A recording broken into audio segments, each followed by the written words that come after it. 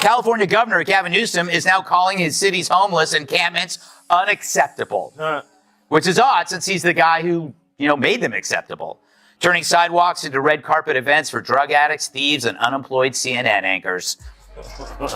On Monday, he urged cities to ban the camps from sidewalks, parks, and other public areas. So after years of denying the problem, he's now pretending to fix it, which is like putting on a condom as you're leaving a whorehouse. Greg Gutfeld just took a flamethrower to Gavin Newsom's carefully crafted political image, leaving behind nothing but scorched earth and perfectly slicked-back hair. The takedown was so ruthless it sent shockwaves through liberal echo chambers as Gutfeld tore into Newsom's hypocrisy, mocked his policies, and left the California governor looking like a deer caught in the headlights of a primetime monologue. This wasn't a playful roast or casual jab. It was a full-scale political demolition, and Newsom clearly never saw it coming. Buckle up, because this was Gutfeld unleashed at full throttle. So Newsom is fed up with tent cities, the crime, the urban decay? No, he's not mad about that stuff. He's mad you noticed. It's like a criminal telling a jury he's sorry he robbed 25 banks when he's just sorry he got caught on the 26th. Because this isn't some spontaneous crisis. It's a man-made disaster like Chernobyl or Fox and Friends.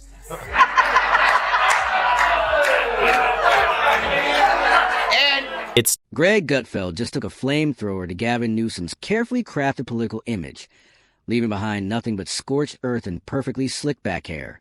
The takedown was so ruthless it sent shockwaves through liberal echo chambers as Gutfeld tore into Newsom's hypocrisy, mocked his policies, and left the California governor looking like a deer caught in the headlights of a primetime monologue.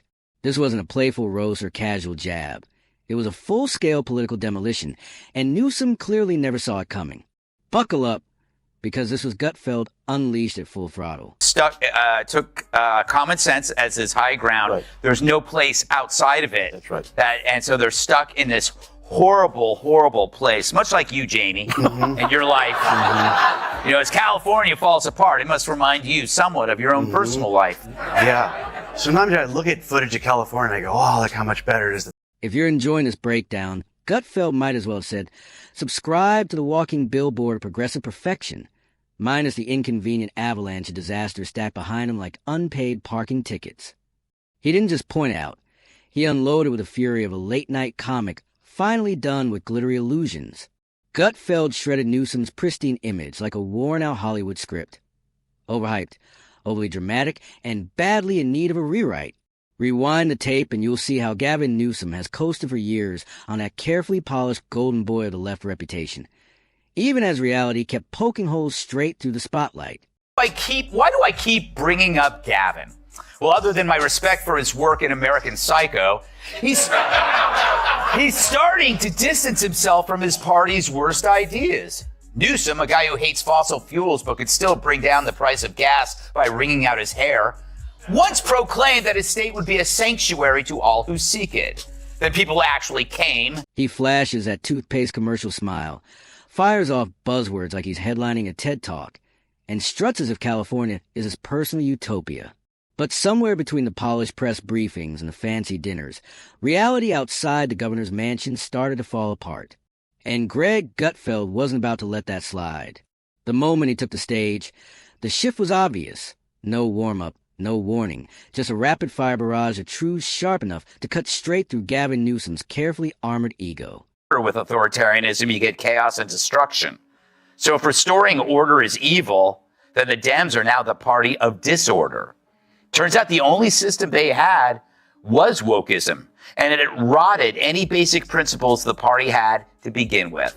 Which is why, like Gavin himself, they're left looking at 2028's hopes going up in flames. And this time, no one is going to help them put it out. He peeled back the polished veneer and exposed the rot underneath. California, the state Newsom sells as a progressive beacon. Now has streets that double as open-air latrines, tent cities stretching for blocks, and taxes so high that even Elon Musk practically grew wings and escaped to Texas. And when it comes to crime, Gutfeld didn't need exaggeration. The facts did all the damage. Smash and grab thefts turned stores into museums of shattered glass. Carjackings became as routine as ordering an Uber. And amid all that chaos, Newsom keeps striking poses and delivering speeches like none of it is happening. selling optimism while the state around him keeps unraveling in plain sight. His track record, his performance as mayor, as lieutenant governor, and governor. And your analogies are great. I think mine are better. And just hold on. And here's why.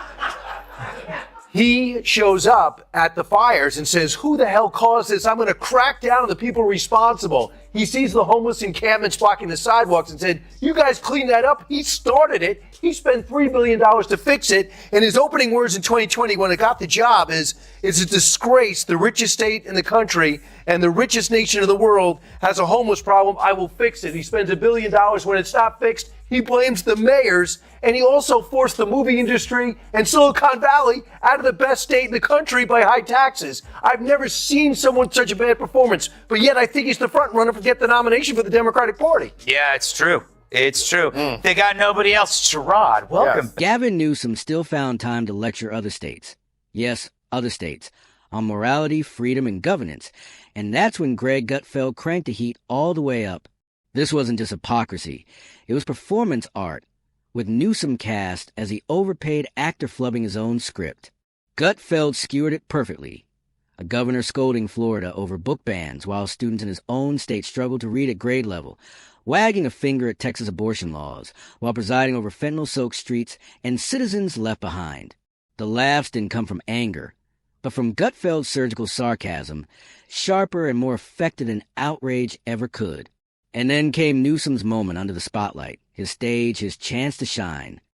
So last week, Newsom said he hopes the conservative Supreme Court will overturn the current law that bans his state from removing out-of-control homeless encampments. Imagine that.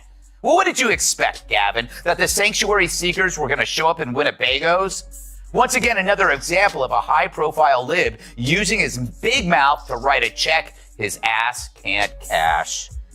Last year, after the Texas Governor Abbott ordered that parents of transitioning children should face criminal investigation, Newsom then tweeted this: trans kids and their families should be celebrated, not targeted by the state. They are heroes. And so to fearful families in Texas right now, California's door is always open to